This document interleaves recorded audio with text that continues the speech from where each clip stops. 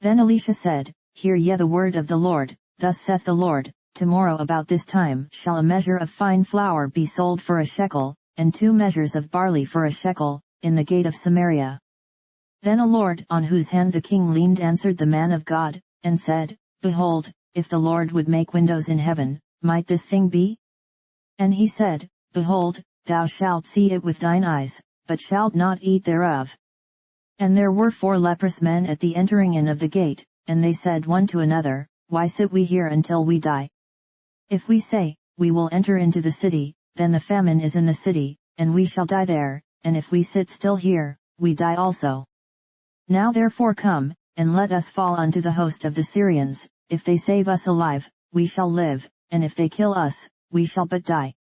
And they rose up in the twilight, to go unto the camp of the Syrians, and when they were come to the uttermost part of the camp of Syria, behold, there was no man there.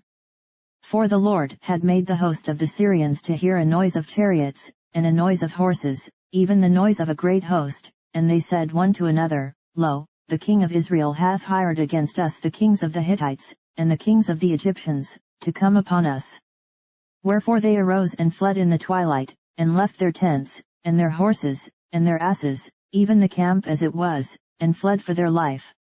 And when these lepers came to the uttermost part of the camp, they went into one tent, and did eat and drink, and carried thence silver, and gold, and raiment, and went and hid it, and came again, and entered into another tent, and carried thence also, and went and hid it. Then they said one to another, We do not well, this day is a day of good tidings, and we hold our peace, if we tarry till the morning light, some mischief will come upon us, now therefore come, that we may go and tell the king's household. So they came and called unto the porter of the city, and they told them, saying, We came to the camp of the Syrians, and, behold, there was no man there, neither voice of man, but horses tied, and asses tied, and the tents as they were. And he called the porters, and they told it to the king's house within.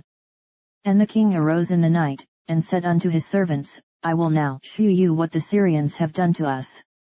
They know that we be hungry, therefore are they gone out of the camp to hide themselves in the field, saying, When they come out of the city, we shall catch them alive, and get into the city.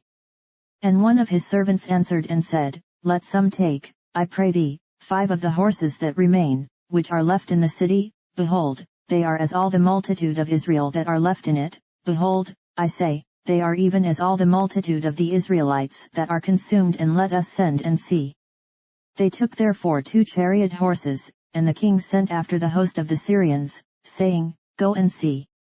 And they went after them unto Jordan, and, lo, all the way was full of garments and vessels, which the Syrians had cast away in their haste. And the messengers returned, and told the king. And the people went out, and spoiled the tents of the Syrians.